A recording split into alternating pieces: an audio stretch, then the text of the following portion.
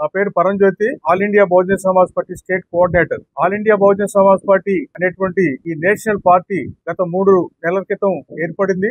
ముఖ్యంగా దక్షిణ భారతదేశంలో ఉన్నటువంటి 5 రాష్ట్రాలలో ఉన్నటువంటి బహుజనులను సమైక్యపరిచి ఈ దక్షిణ భారతదేశంలో ఉన్నటువంటి వివిధ భాషా సంస్కృతులు, రాజకీయ సమీకరణాలు, కుల ఏర్పాట్లు, కుల ఆధిపత్యాలను దృష్టిలో పెట్టుకొని ఈ దక్షిణ భారతదేశంలో ఉన్నటువంటి ప్రతి ఒక్క రాష్ట్రంలో కూడా ఆయా వర్గాల యొక్క పరిస్థితిని దృష్టిలో పెట్టుకొని బహుజన కులాలను ఐక్యం చేసి మాన్యశ్రీ కాన్శ్యామ్ గారు చెప్పినటువంటి బహుజన రాజకీయ సిద్ధాంతాన్ని ఈ భారతదేశంలో ఉన్నటువంటి దక్షిణ రాష్ట్రాల్లో అమలు చేసి ఈ 5 రాష్ట్రాల్లో ముందుగా మా పని కార్యక్రమాన్ని ప్రారంభించి ఈ రాష్ట్రాల్లో బహుజన్ సమాజ్ పార్టీ అధికారంలో తీసుకురావడం కోసం ఈ all India Bahujan Samaj party ఏర్పడింది. దీనికి సంబంధించినటువంటి ఆంధ్రప్రదేశ్ శాఖ గత నెల 27వ తారీఖున విజయవాడలో ఏర్పాటైంది. మరి ఆ క్రమంలో బహుజన్ సమాజ్ పార్టీ రాష్ట్ర అధ్యక్షుడిగా లక్కే రాజారావు గారు, ఎక్స్ ఎమ్మెల్యే పాడేరు వారు అధ్యక్షుడిగా ఉన్నారు. నేను కోఆర్డినేటర్ గా ఉన్నాను. అట్లనే మాకు నేషనల్ లెవెల్లో నేషనల్ కోఆర్డినేటర్ గా పూర్ణచంద్ర గారు వ్యవహరిస్తున్నారు. అయితే ఈ సందర్భంగా మేము ఈ రాష్ట్రంలో ఉన్నటువంటి ప్రజలందరికీ తెలియజేసేది ఏంటంటే,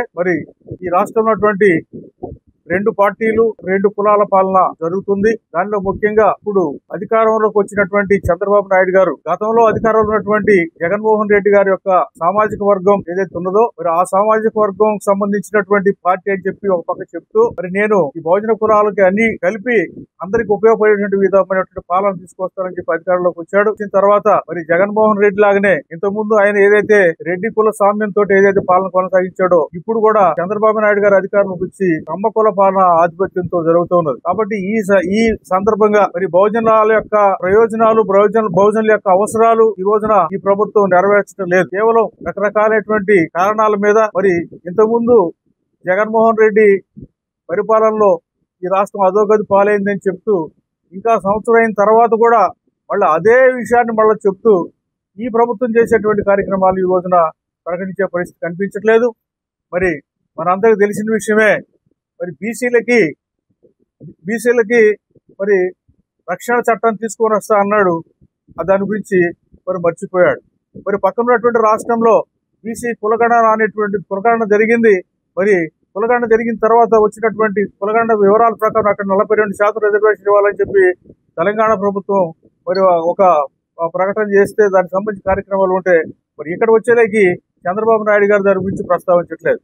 కాబట్టి ఈ బీసీ కులాలు, ఎస్సీ కులాలు, ఎస్టీలు మొత్తం కూడా ఈ రోజున మరి వాళ్ళ యొక్క ప్రయోజనాలు కాపాడే విధంగా ప్రభుత్వ విధానాలని ముందుకు తీసుకొచ్చి పరిపాలనా కార్యక్రమం కాకుండా ఇంతకుముందు జగన్ పరిపాలన ఏ విధంగా అయితే జరిగిందో, ఎలాంటి మరి కుంభకోణాలు అయితే జరిగిందో అదే ఇసుక కార్యక్రమాలు ఈ ఉన్నటువంటి ఎమ్మెల్యేలు చేస్తున్నారు. ఇసుక దోపిడీ, అలాగే అప్పుడున్నటువంటి బియ్యం దోపిడీ అట్లా చేస్తున్నారు.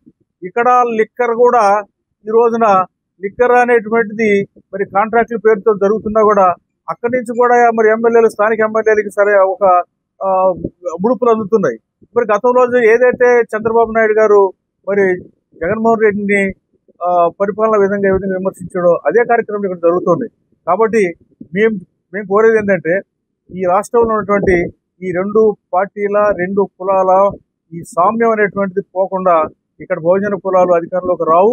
కాబట్టి రాబోయేటువంటి ఎన్నికల్లో ఎస్సీ, ఎస్టీ, బీసీ, మైనారిటీ ప్రజలందరూ కూడా చైతన్యపరిచి మరి బహుజనుల అందరిని ఐక్యపరిచి రాబోయేటువంటి ఎన్నికల్లో తప్పకుండా మరి ఈ 2 కులాలకి, 2 పార్టీలకు ప్రత్యామ్నాయంగా బహుజనులందరినీ కూడా all India Bahujan Samaj party కింద సమైక్యతం చేయగలమని చెప్పేసి మేము ప్రగాఢమైనటువంటి విశ్వాసంతో ఈ రోజున రాష్ట్రంలో మా పార్టీని ముందుకు తీసుకెళ్తున్నాము.